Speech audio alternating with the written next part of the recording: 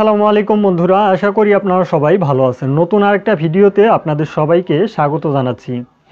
সরকারিভাবে প্রশিক্ষণ দিয়ে আমাদের প্রবাসীদেরকে বিদেশে পাঠানো হয়, আর এই প্রশিক্ষণ অনেকেই কিন্তু নেওয়ার পরিকল্পনা করেন।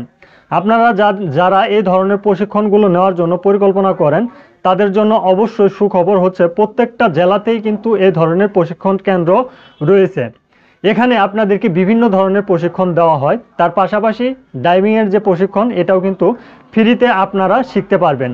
আর এগুলো যদি আপনারা শিখতে যান তাহলে অবশ্যই আপনার জেলার যেই প্রশিক্ষণ কেন্দ্র রয়েছে সরকারিভাবে সেই প্রশিক্ষণ কেন্দ্রগুলোতে যোগাযোগ করতে হবে। প্রবাসীদের অবশ্যই দক্ষ হয়ে বিদেশে আসা অত্যন্ত গুরুত্বপূর্ণ বলে আমি মনে করি। তার একমাত্র কারণ হচ্ছে, যদি আপনি অন্যান্য দেশের কথা চিন্তা ভাবনা করেন, পাকিস্তান প্রবাসীদেরকে যদি আপনারা দেখেন তাহলে তারা কিন্তু দক্ষ প্রবাসী হিসাবে বিভিন্ন দেশে কর্মরত রয়েছে। ইন্ডিয়ান প্রবাসীরা বিভিন্ন দেশে দক্ষ প্রবাসী হিসাবে কর্মরত রয়েছে।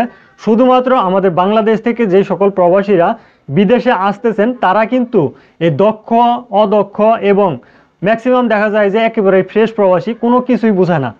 তো এই ধরনের প্রবাসীদেরকেই আসতে গেলে একটা হুমকির মুখে পড়তে হয়। আর এই ধরনের হুমকি কাটাতে কিন্তু বাংলাদেশ সরকার যে উদ্যোগটা নিয়েছে যে দক্ষ জনশক্তি বিদেশে রপ্তানি করবে।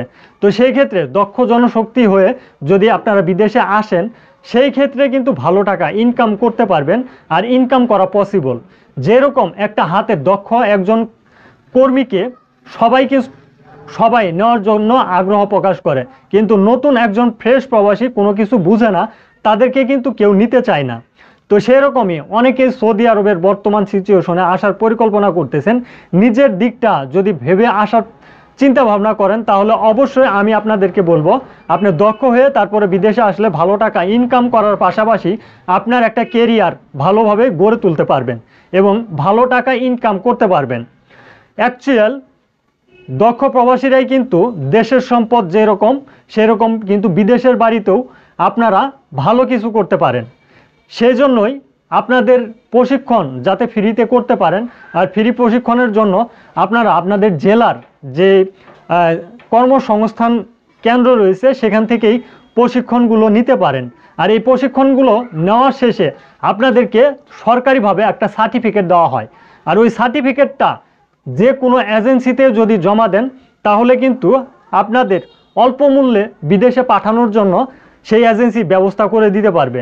তো অবশ্যই এই তথ্যগুলো অনেক প্রবাসী রয়েছেন যারা জানেন না, তাদেরকে জানিয়ে দেওয়ার জন্য আজকে আমি স্ক্রিনে আপনাদেরকে কিছু বিষয় ফলো করে দেখাচ্ছি। আপনারা যদি এই বিষয়গুলো ফলো করেন, এক সাইডে কিন্তু আপনার জেলার নাম এবং আরেক সাইডে আপনার জেলার প্রশিক্ষণ কেন্দ্রের নাম, আরেক সাইডে হচ্ছে আপনার জেলার প্রশিক্ষণ কেন্দ্রের ফোন নাম্বার।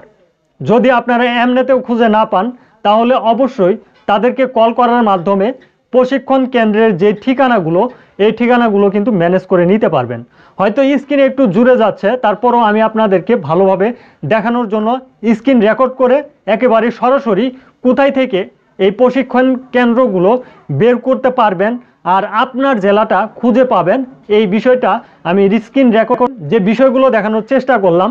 একজন নতুন প্রবাসী হিসাবে যদি আপনি দক্ষ জনশক্তি হিসাবে বিদেশে আসতে চান তাহলে অবশ্যই প্রশিক্ষণ নেওয়ার কোনো বিকল্পই নেই।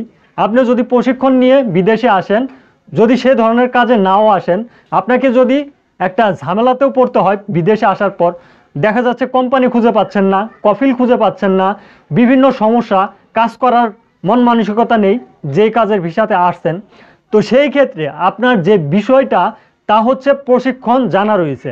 ওই প্রশিক্ষণ জানা থাকলে আপনি কিন্তু তার উপর বেসেস করে এই বিদেশের মাটিতে কাজ করতে পারবেন। তো আশা করি যে তথ্যগুলো দেওয়ার চেষ্টা করলাম প্রবাসীদের ভালোর জন্য দেওয়ার চেষ্টা করলাম।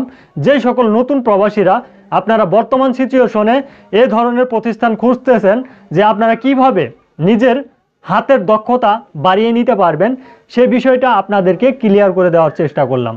ভিডিওটি অবশ্যই শেয়ার করে দিবেন। আর আজকের ভিডিওটি এ পর্যন্তই শেষ করতে যাচ্ছি। যারা এখন আমাদের চ্যানেল নতুন ভিজিট করেছেন আপনারা চ্যানেলটি সাবস্ক্রাইব করে দিবেন। ধন্যবাদ সবাইকে। সালামু আলাইকুম।